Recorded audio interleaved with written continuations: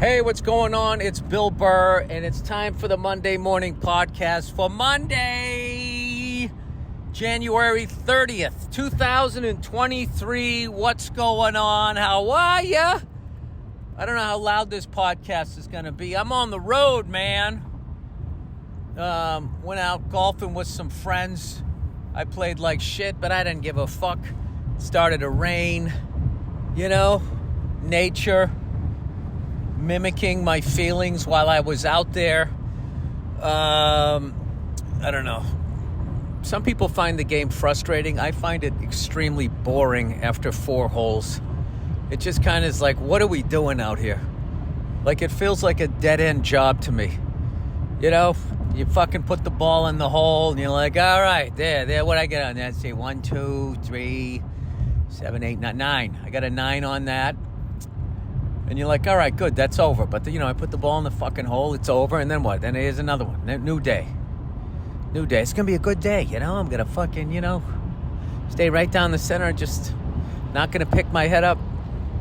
I kind of realized today that I don't have the time or the desire to get good at that activity. Played on a public course, which is always fun. And I was kind of looking forward to the whole, my whole thing is if we're playing 18, the only hope I have is the refreshments at the 9th hole. And we got there after the 9th hole or whatever, and the whole fucking place was closed. No trash cans. I mean, it was kind of, sort of a lovely shithole that we played on. But let's get to what I want to talk about this week. The NFL playoffs. Before I get to that, though, all the sports fans, oh, shit. I saw a fucking great movie. Saw a great movie this week that I think is nominated for a bunch of awards. I saw The Whale with Brendan Fraser, who plays a big boy. A big boy dealing with some family issues there, getting the stuffed crust pizza and whatnot. Trying to reconnect, and everybody in the movie absolutely crushed it. Sadie Sink, Hong Chow. Make sure I say all the names. I'm probably saying them wrong, but I thoroughly enjoyed that movie. So it's about a bigger fella, and he's got some problems. And there's no spoiler alert here. I'm not going to say anything else. I learned a long time ago how not to ruin a movie when I almost said The Hunger Games. That's not what it was. What was that movie about well, now I'm going to ruin it. Spoiler alert. I mean, the movie came out like 30 years ago. It was a chick and she had a dick. Back in the day, you could say a chick with a dick. Crying Game. I'm with Mike Bertolina from ATC. The Crying Game. I remember that. I had no idea what that movie was about, and you couldn't know.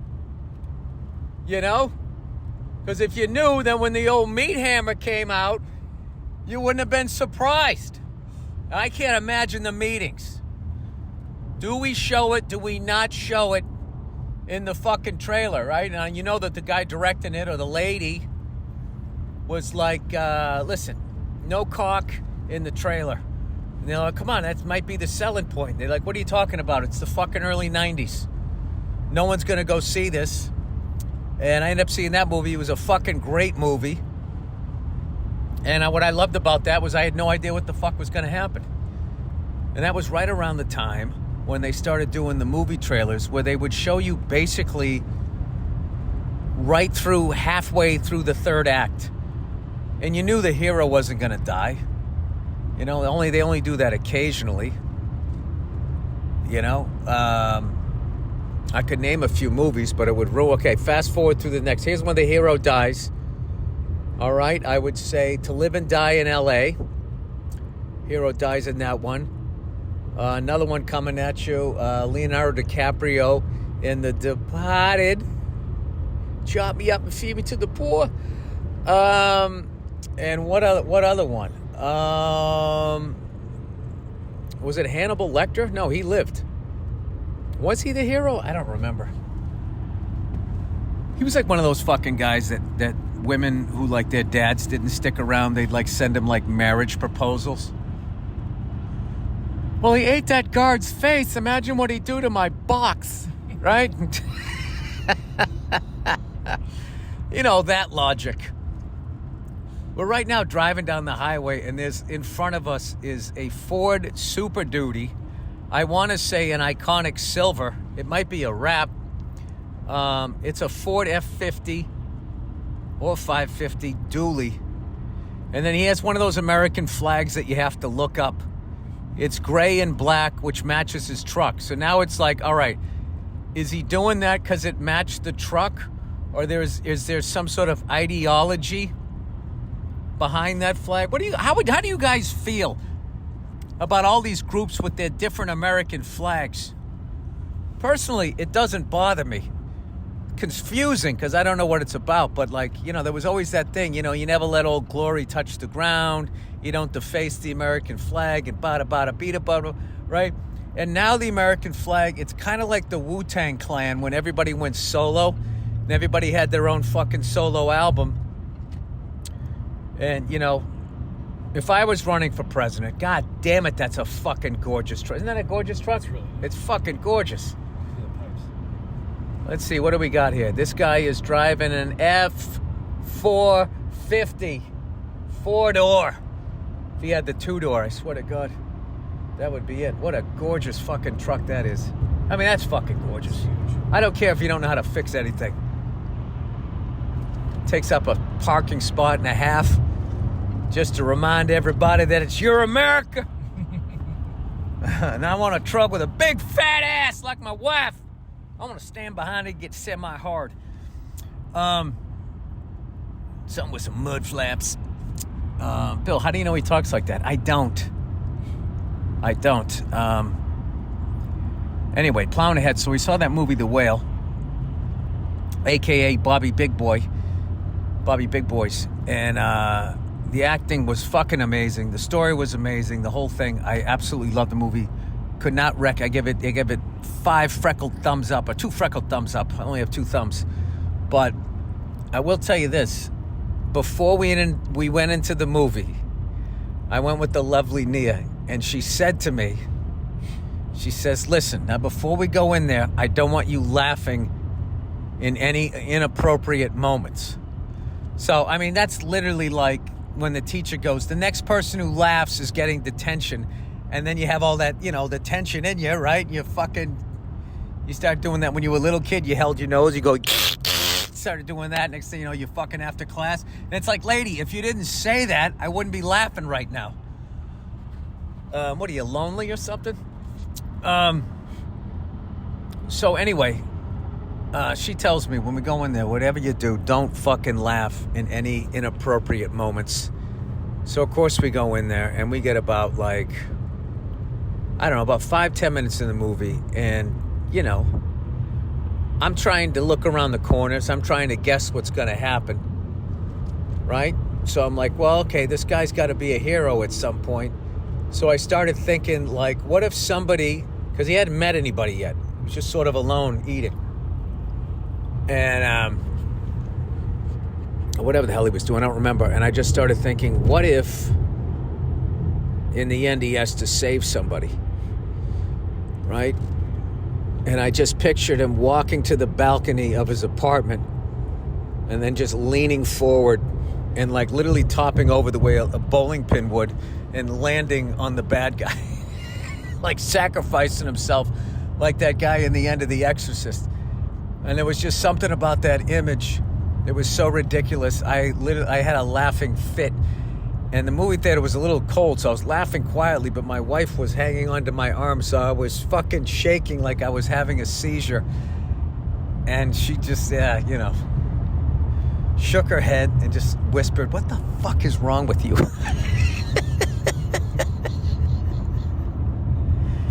And I was like, why can't I be me? Why aren't I allowed to enjoy the movie the way that I enjoy it? You know, you knew what you were getting into. She does that all the fucking time. It's so funny. Like, anytime we go into a social situation, before I get in there, she literally gives me a pregame speech. She's like, all right, now before we go in there, there's going to be a lot of people in there. Just be nice. Like, don't say what you're thinking. da-da-da-da-da, and all of this shit. And I remember I said to her one time, I said, you know, if I ever said this before you went into a party, you'd have to reapply your makeup. You'd literally be sitting there like, you make me feel like nobody likes me, right? Like, that's what the fuck I would be going through. But, you know, the rules are different. She's allowed to do it to me because for centuries, men evidently beat their wives with mop handles legally. Like right out in the street, right next to somebody, you know, extra, read all about it, get your paper. And there'd be some guy right next to a newsboy. He'd be beating his wife with the mop handle. And the next day, that incident wouldn't even be in the paper. So, fast forward 100 fucking years later, all of a sudden they can fucking talk to you like, what's his face? Student Pope of Greenwich Village, Eric Roberts, when he's talking about, you know, you tell her to stare at the floor when she walks out. That way she don't get to say goodnight to nobody. It's totally flipped. I should have got my wife a wife beater for Christmas.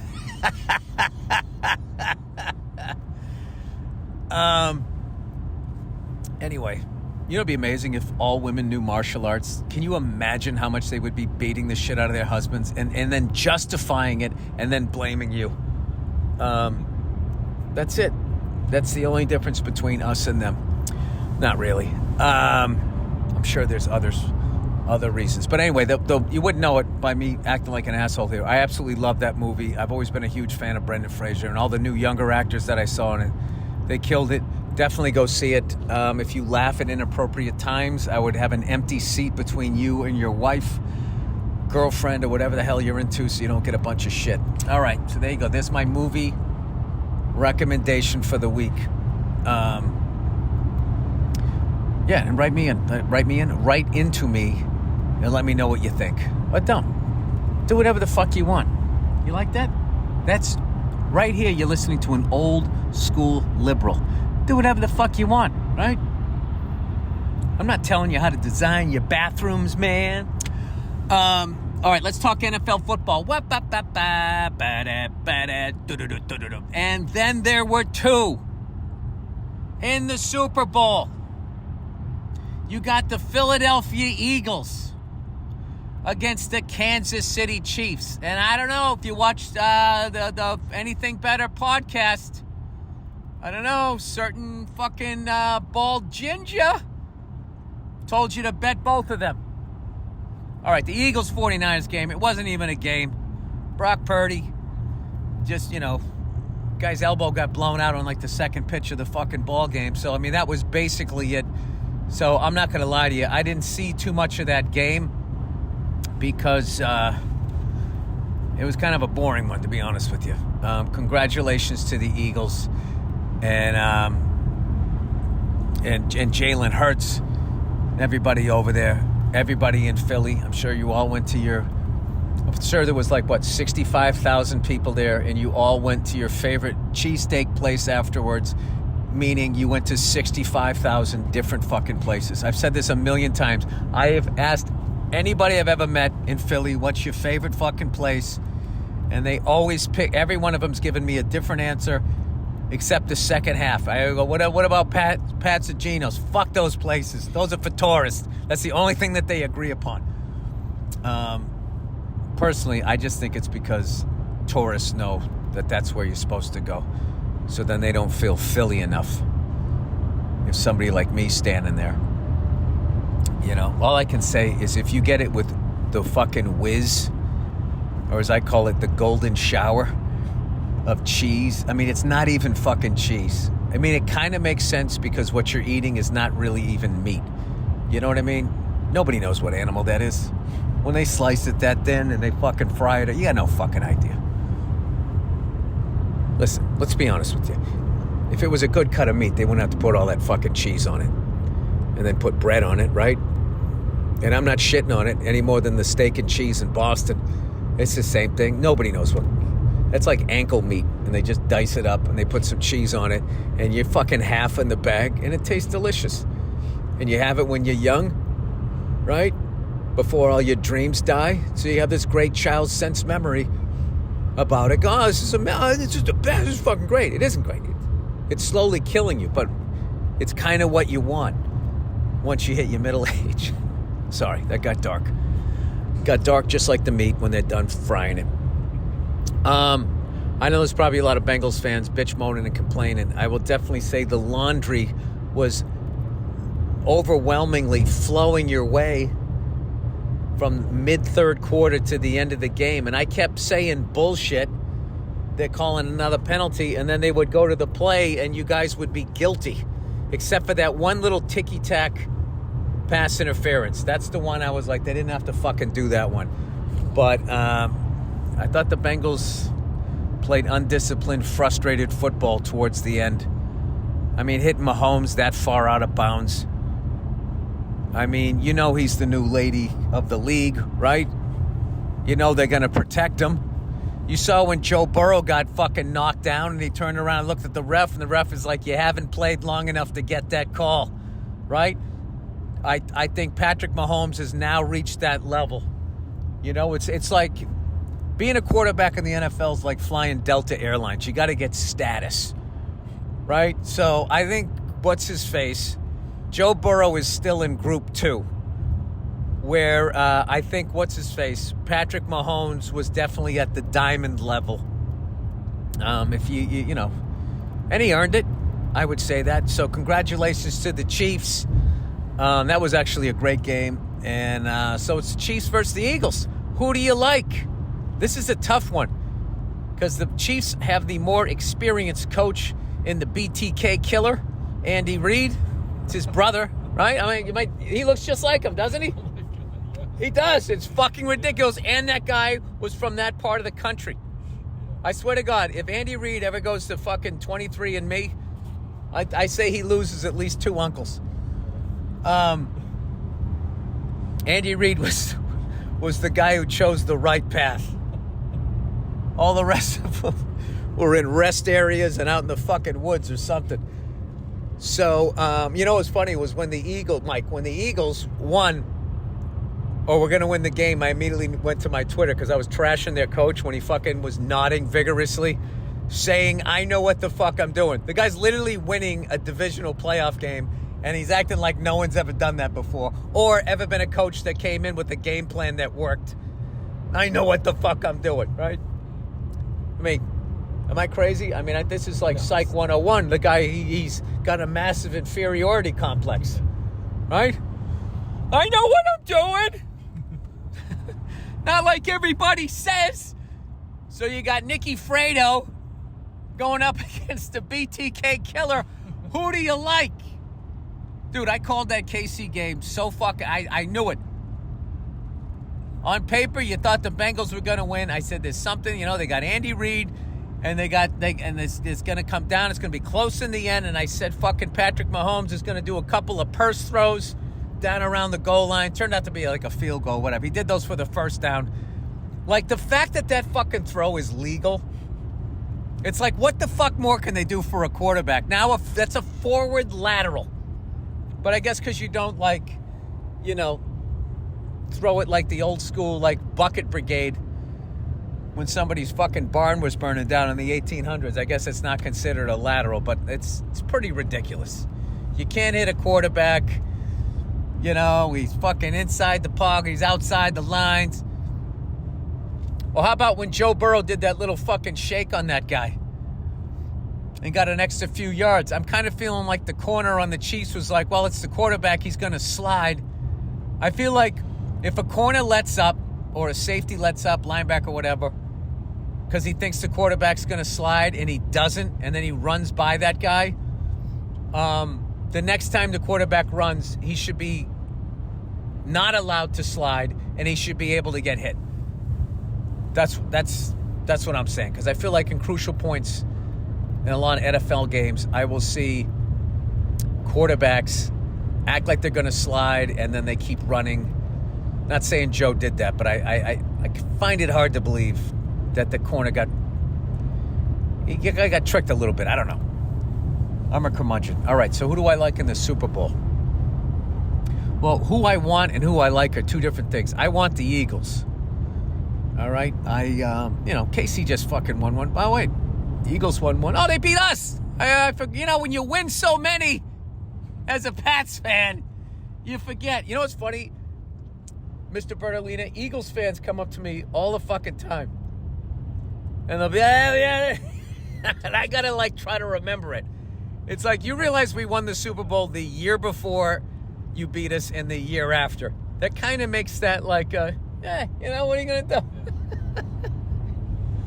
We got a hole in one, the hole before, and then you're going to fucking come at me about some bogey? Think I give a shit? Congratulations. Anyway, so I want the Eagles to win. You know what? I think that might be one and the same. I think the Eagles are going to win. And I don't think it's because Patrick Mahomes is kind of hurt. Well, he is hurt.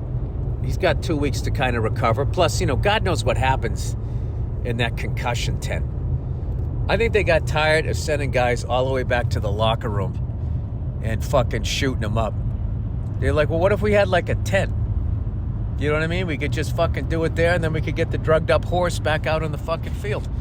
I mean, because that's how they look at them. They don't look at... The owners do not look at football players like they're human. If they did, they wouldn't even let them play the game. They're livestock to them. And I have no idea what's going on in this fucking world here. I have no idea what goes on in that tent. I just don't know why all of a sudden it became so secretive. I got one for you. What if somebody fakes an injury every quarter and they go in the tent, right? And inside the tent is a Sam Rothstein type guy from Vegas. And he lets them know what they're supposed to do in the next quarter. Because he has an earpiece getting all the lines that are coming in. Now, to some of you, that's probably conspiracy theory. But to a good 4% of you, that makes 100% sense. I'm actually rooting for the Eagles because a buddy of mine put a bunch of money on the Eagles and stands at the beginning of the year. And I didn't hear anybody picking the Eagles. All right? Because we didn't know that coach knew what the fuck he was doing. So anyway, I went to my Twitter a couple hours after the game. I was just like, oh man, the Eagles fan got to be coming at me. And I only had to scroll down about 10 tweets, whatever the fuck you call them. And somebody had sent me that guy Nick nodding his head. Cracked me up. So whoever did that, thank you for the laugh. All right. So anyway, I also missed a lot of the first game. Not only because, once the 49ers were with their third string quarterback, which, as an Eagles fan, how much shit could you really talk after that one? They bring out something, their third string quarterback guy. I mean, the guy, it was like fucking, I think it was Vince Evans. The guy been in the leagues for fucking 19 years, 17 years. They brought that guy in. I finally tried my hand at a Sunday gravy. Oh, Mike Bertolina. I had some help, though. But we made two different kinds of meatballs. We had the beef pot. We had the beef and pork pot. What's that shit? I was trying to remember it earlier. I can't remember what it's called. Brajol. Yeah. Billy Brajol had that in one pot. I didn't have the right toothpicks where you sew it in and out, so it was kind of hard for me to brown it. So I browned the bottom and a little bit of the sides. Then I had to kind of take it out, put it in an air fryer, which, I know a lot of Italians would freak out, but the air fryer is a new thing. That's right. It's good. It's like Scientology, right? It's the newest It's a tool. belief on the block. It's a tool. So it all fucking worked out, and we're on our way home now, and that shit is fucking heating up. So I'm bringing an actual Italian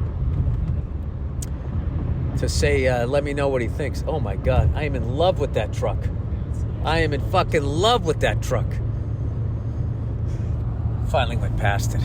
Jesus.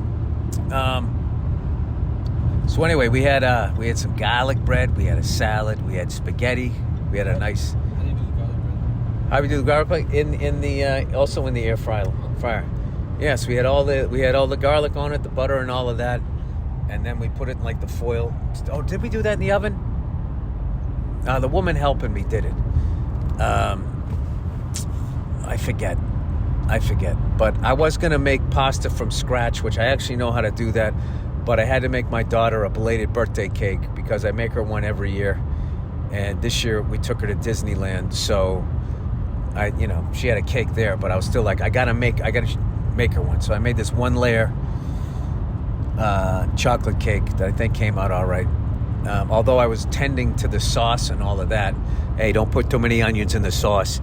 I was tending to the sauce, and I had taken the cake out, and I needed to take it out of the pan, and I left it in the pan a little bit, so the edges of the cake was a little dry, where the inside was a little moist, was what you wanted.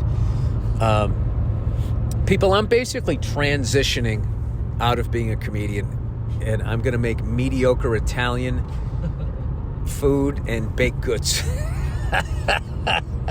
That's what I'm heading towards. So anyway, I have to, I've been a month off of being on the road, and it's as much rest as I want to take. So I'm going to start haunting the LA clubs, get my act back together, because this past week I went on stage, and I was just known as some of the bits I couldn't quite remember how they went and all of that shit. Plus I got some new stuff that I want to work on, and it's all going to be good. Oh, man. My kid told me, I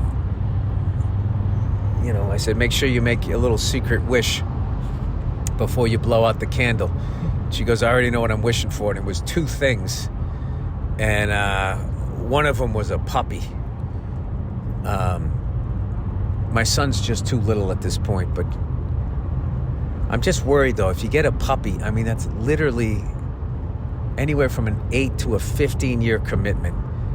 And if they're into it for a weekend, and then you get a dog, it's basically a kid that never grows up. Okay, it's not moving out, it's not going to learn how to drive, and it's certainly not paying rent. And now you got to deal with this thing, and I don't know. I think I'm too much of a fucking lunatic. I just really need to focus on being a good dad before I bring the dog in. I'm thinking a couple more years. Who knows? But if I get a dog, I want a dog that I can chill with. So I'm thinking a bulldog, but you got to time a bulldog to make sure that it dies when your kids can handle death, because the fucking thing's only going to live 9 years. So you can't get it right out of the gate. It's going to die when they're fucking 9, 10 years old. I figure if you get it around, I don't know, when they're 9 and 7, 9 and 6 or something like that, then it's going to live to when they're 15 to 18. Maybe that's a little better. I don't know. You guys ever have a dog die? I had a couple dogs die when I was a kid. It's fucking brutal. The first one was the worst. We only had it for a year, and it got hit by a car. Ugh. Nothing funny in that. All right, let's do the advertising here for the week, everybody. We got some advertising, and we also have the bonus entertainment here of getting to listen to me read out loud. All right, what do we got here? All right. Oh, Policy Genius, everybody. We all hope we never need life insurance, but mortgage payments, child care, and other expenses don't disappear when you're gone. Life insurance. Oh, this guy was talking about dead dogs. This is perfect. Life insurance is the reverse Casey Kasem. How many times I got to tell you to not come on and talking about a fucking dog dying? Well, I got to read Policy Genius. Life insurance through your workplace may not offer enough protection for your family's needs, and it won't follow you if you leave your job. Since life insurance typically gets more expensive as we age, now's the time to buy. Of course it gets more expensive. You're older. Are they secretly talking to robots right now? Is that what's happening? Robots have to get life insurance. Well, anytime you go to Best Buy and you buy something, a warranty. They get a warranty. That's going to be the future. When robots are so fucking like humans when you get stopped, you know, in order to prove what you are, you're either going to have to produce a laminated life insurance policy or a laminated warranty. And that's when they're going to know who's who. And the black market will be making phonies of both. Dude, there's an action movie, huh? We must get the fake warranty. I am a robot. Hasta la vista, baby. Policy Genius gives you a smarter way to find and buy the right coverage for you and your family. It's a dangerous thing to do to get Policy Genius, right? To get life insurance. I mean, you immediately give your spouse motive to take you out. I'm not saying don't get Policy Genius. I'm just saying maybe you don't tell everybody. If you got like that one family member you can trust. Policy Genius was built to modernize the life insurance industry. I just pictured some old guy in a wool suit next to one of those fans that cuts kids' fingers off. Their technology makes it easy to compare life insurance quotes from top companies like AIG. Is that the funniest thing ever? A top company, AIG. Those fucking cunts nuked our economy in 2008. I mean, they can come back, but certain comedians can't. There was the greatest generation fucking died eating Alpo and dog food because of those cunts. And a few years later, they're a top company. And Prudential. I stand by Prudential because I grew up in Boston. The Prudential Tower, that was one of our great accomplishments. The Prudential Tower and John Hancock Building, both insurance companies, the two tallest buildings in Boston. You're telling me they're paying out claims? Thank God for Policy Genius. They'll help you wade your way through these murky waters. They'll help you with the top companies like AIG, Prudential in just a few clicks to find your lowest price. With Policy Genius, you can find life insurance policies that start at just $17 per month for $500,000 of coverage. Holy shit. And Policy Genius has licensed agents who can help you find options that offer coverage in as little as a week and avoid unnecessary medical exams. You do any hard drugs? No, I don't. All right, that'll be $17. They're not incentivized to recommend one insurer over another. They're claiming they don't have a side deal, Mike. Oh, we're jaded. We are jaded in this business. So you can trust their guidance. There are no added fees and your personal information is private. No wonder they have thousands of 5-star reviews on Google and Trustpilot. Your loved ones deserve a financial safety net. You deserve a smarter way to find and buy it. Head to policygenius.com or click in the description to get your free life insurance quotes and see how much you could save. That's Policy Genius. POLICYGENIUS.com. I went Dave Brubeck there. I went into 5 instead of 4. ZipRecruiter, everybody. Oh, it's old Zip.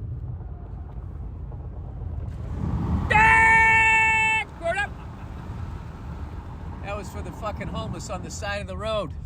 The homeless, most of them veterans. Thank you for your service. Can you imagine the experience of being a fucking in the armed forces? It's like you sign up, you get the crew cut, everybody's loving you. They're announcing you at a football game. Stand up! Everybody's fucking cheering. You go to war, you see all this horrible shit, you come back all fucked up, nobody helps you, you end up out on the street, and then the same people cheering you going, get a job, you fucking piece of shit! While they wear a support the troops fucking button. And that, ladies and gentlemen, is called irony. All right, ZipRecruiter. You know, lots of things factor into finding the right Valentine. Name a few.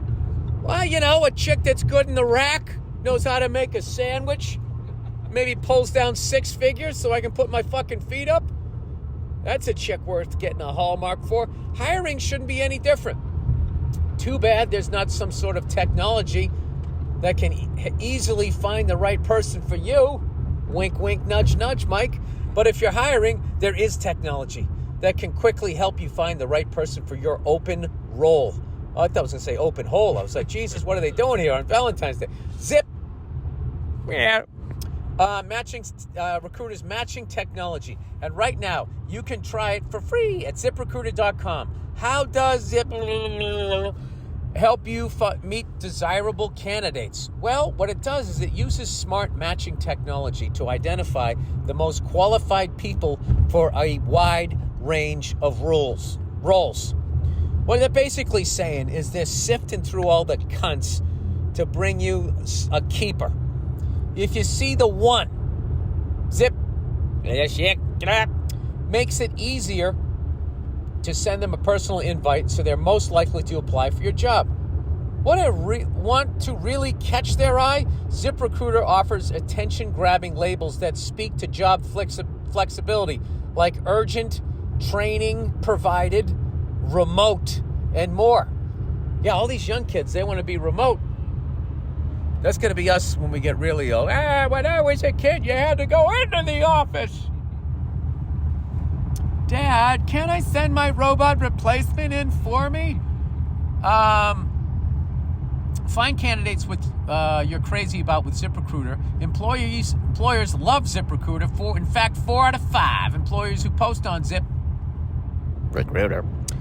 Get a quality candidate within the first day. See for yourself. You don't have to listen to me babbling. Go to this exclusive web address to try ZipRecruiter for free. It's ZipRecruiter.com/Burr. Again, that's ZipRecruiter.com/Burr. ZipRecruiter, the smartest way to hire. Don't you love that pause? That takes you back to the old school reading. Rocket money. Rocket money, huh? Dude, you like to party, huh? You got a little rocket money? Fucking split an 8 ball? All right, rocket money, everybody. The average person has around 12 paid subscriptions. Think about that. Then it tells me to pause for 2 seconds. Like, that's how dumb my listeners are, that they need a full fucking 2 seconds to be like, yeah, I probably signed up for some shit that I don't remember. I wonder if they change the time with each podcast. Like Marin has a smart fan base. Pause for half a second. They just listen to me read out loud. All right, what do you think? What's the over-under on his fucking listeners? We'll go with 2 seconds. Puck and a half. If you think you're only subscribed to a handful of services, you might want to double check. With Rocket Money, you can quickly identify and cancel all your unwanted subscriptions. This is amazing that somebody came up with this.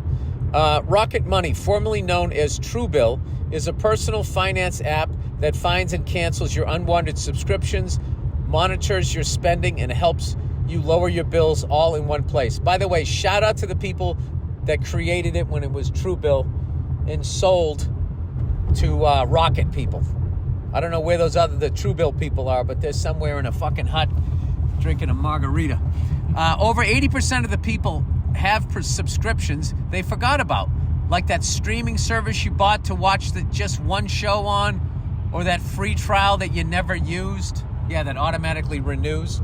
Rocket Money will quickly and easily identify your subscriptions for you so you can stop paying for the ones you don't want. Simply find the subscription you don't want and press cancel, and Rocket Money will cancel it for you.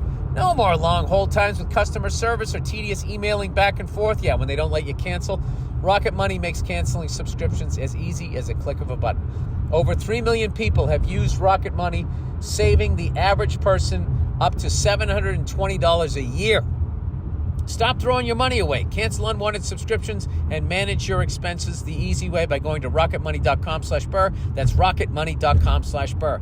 rocketmoney.com/Burr. How many fucking times you got to say it?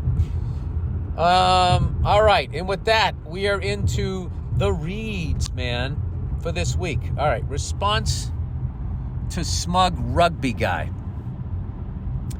All right. I'm going to be honest with you guys. I don't remember when the hell I read it. This rugby guy basically wrote in to notify me and everybody else in America that evidently the Rugby World Cup not only is a thing, but it's actually going to happen in Los Angeles or in the United States. I don't know where the fuck it's happening. I have no idea. If sometime this year you notice a bunch of people with cauliflowered ears, shorts on with big fucking thighs like oak trees, you can maybe say, okay, maybe the rugby tournament, the World Cup of rugby is going to be here. So this guy was talking all this shit, saying how America sucks at rugby, and I basically agreed with him. I was like, well, yeah, because we don't give a shit about it. He never identified what country he was from because he's a coward. And I also think he probably, like me, doesn't even play the fucking game. So he's probably like, he seems to me like there's a lot of people that watch NHL hockey and talk about NHL players and call them pussies because they won't drop the gloves, and it never seeps into their brain like, hey, I've never had a fight in my life, or I haven't had like a fight since my sneakers had left and right written on the tops of them, right? So I feel like a lot of rugby fans are probably like that. Oh, this guy was. So he was a smug cunt. Response to smug rugby guy. Dear Billy Red Rock Titties. Oh, Red Rock Titties. I'd like to respond to the guy who talks smacked about USA Rugby on Monday's episode. First off, rugby is, as you so delicately put it, is a sport we don't care for all that much here in the States. No, it is fucking flatlined.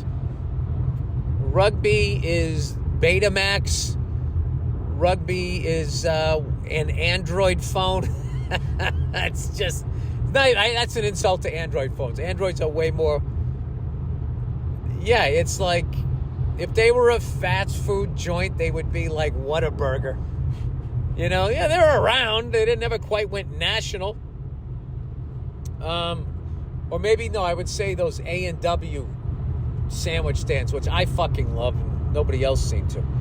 Anyway, and the reason I know that is, he's talking about how it's not really known here, is because I went to the top high school for rugby in the history of the United States.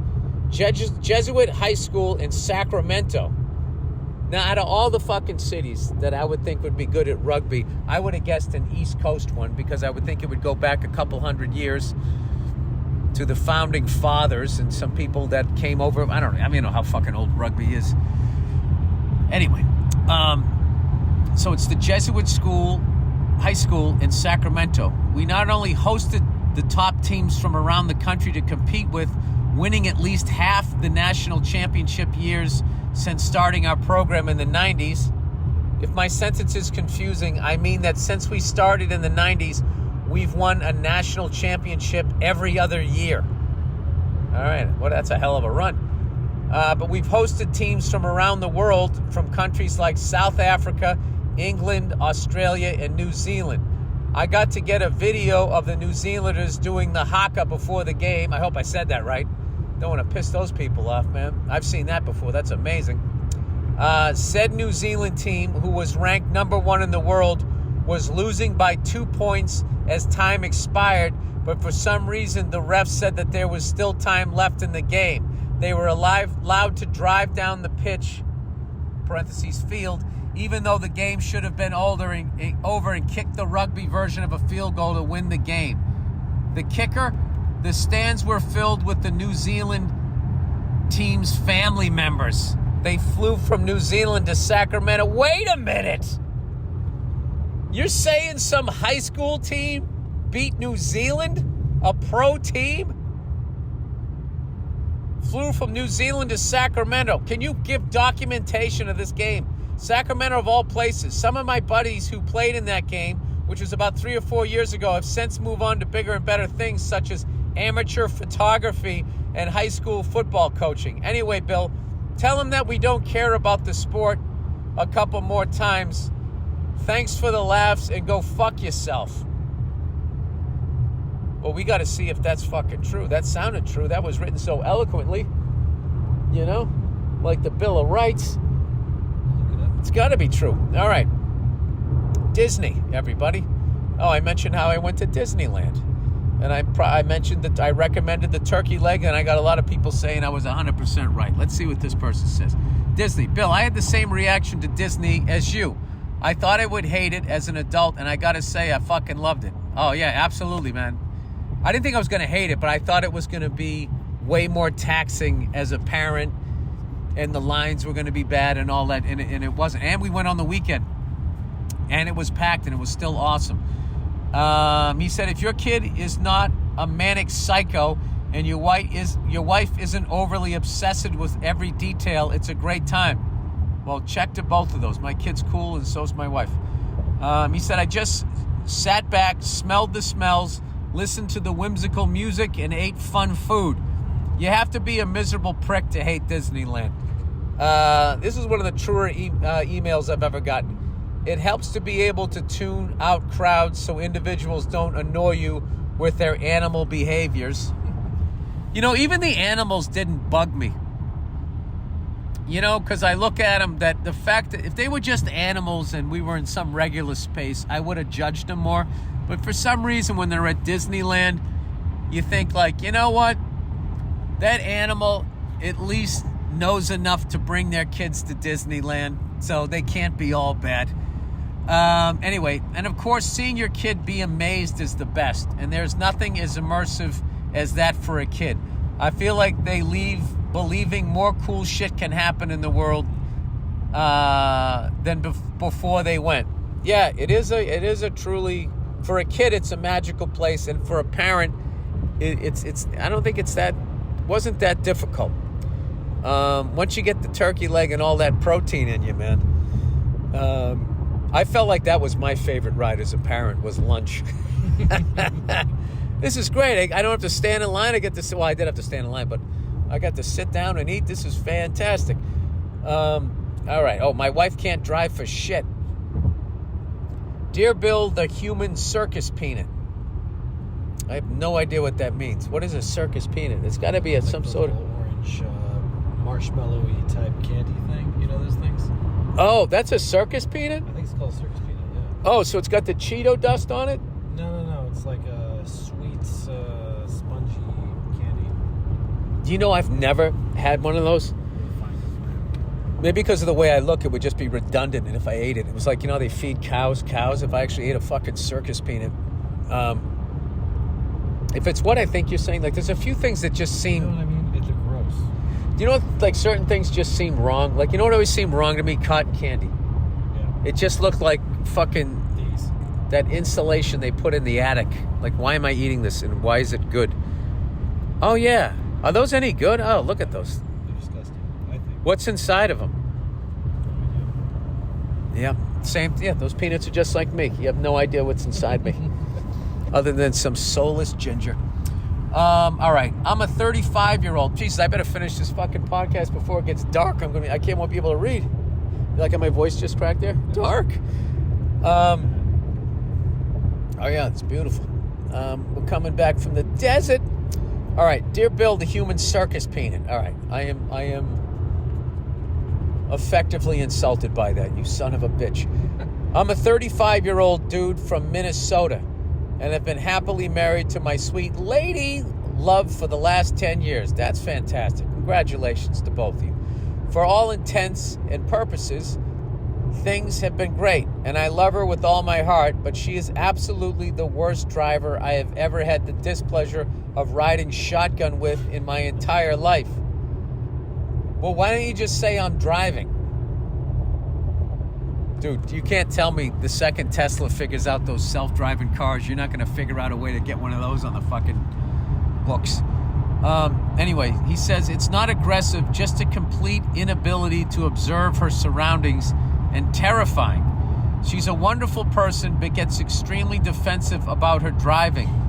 Oh, God, is there anything worse than when somebody sucks at something and they won't admit it? At some point, just fucking pass the hat onto somebody else. That's the wrong expression, but I'd pass the keys. Okay. Though she is unequivocally the most... Okay, she's extremely defensive about her driving, though she is unequivocally the most dog shit driver of all time. Sir, you write so eloquently, I'm almost worried that you might be a nitpicker. There's an outside chance. You know, this is really well written for a guy who has podcast listeners that need at least 2 seconds to try to ponder what the hell they've written. I love her a bunch, but value my safety as well as hers.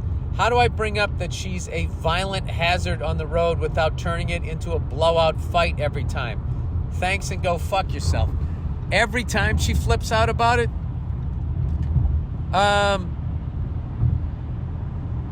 Wait, do you guys have kids? Does she drive your kids? This is what you do. Make the point again, but before you make the point, just say to yourself, I'm not going to engage. I'm not going to get into an argument. I'm not going to raise my voice. And let her flip out and let her scream and yell. And you just stick to your guns and just say, listen, there's stuff out there for people when they drink too much. You can go out and you can get help. All right? This is an intervention. All right? You're a wonderful mother. You're a wonderful wife. You fucking, you're great at this, you're great at that, but, this is, we're all not good at something, but you have to do this to survive in modern society, and I don't want you to get hurt. This is coming from a place of love. From the bottom of my heart, you fucking suck at driving. If you suck this bad at giving a blowjob, no, don't say that. Or just be playful. Just be like, honey, how many people are you going to kill before you finally turn the keys over to me? She's like that drunk driver that doesn't want to fucking hand it over. It is really difficult.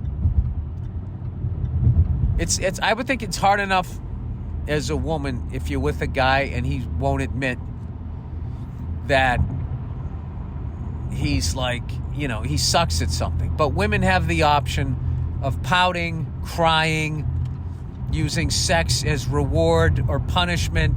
They got a lot of ways that they can work their way around, you not agreeing with them. But as guys, I don't know what can... They kind of use the same weaponry when you're telling them some shit. Well, here's one. Is there something...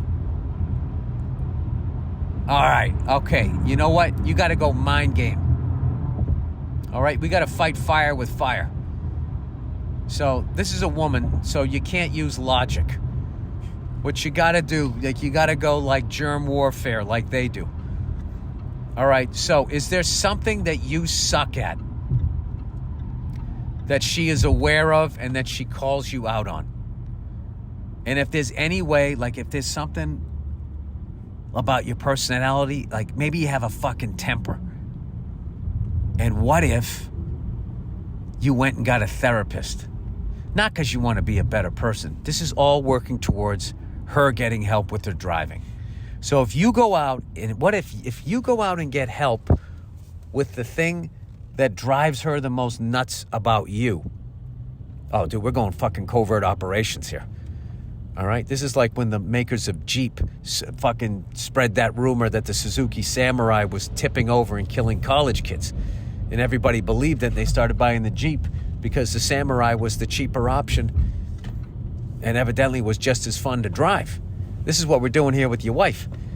We're going Chrysler Corporation. We're going Lee Iacocca on this one. You work on the shit that she wants you to work on. All right? And then maybe if you lead by example. And if she doesn't, then you can bring it up and just say, hey, not for nothing. You said I had a temper, and I'm in therapy, and I'm working on that.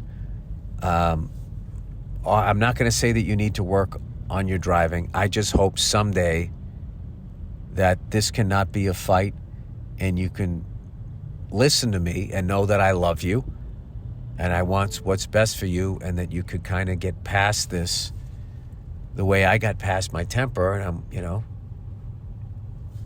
and she'll be like, don't you throw that in my face. And you'd be like, I'm not throwing anything in your face. I am like, facts are not throwing things in your face. Or if she goes, don't you throw that in my face, just say, you know what? I don't think you're in a place emotionally right now where this is a good time to talk. When you calm down, that'll piss her off, but fuck her. All right, no offense. I know you love her, but fuck her.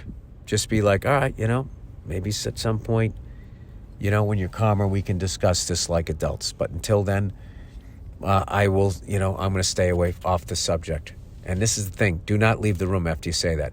Just sit down and pick up a magazine. Okay? There's no reason for you to walk away. You're 100% right in this. Okay? Good luck, sir. And God bless the United States of America. All right. All right. Chick throws beer at me. All right.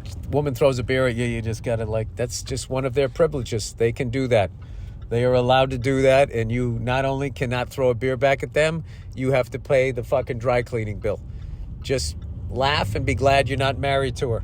Just be glad, before I even get through this, just be glad that you only know her as Chick. Be glad you don't know her name. Be glad she's not in your life. Unless you called her a cunt, you were an asshole or something. All right. Hey, Billy Bitch Tits. There you go. Go old school.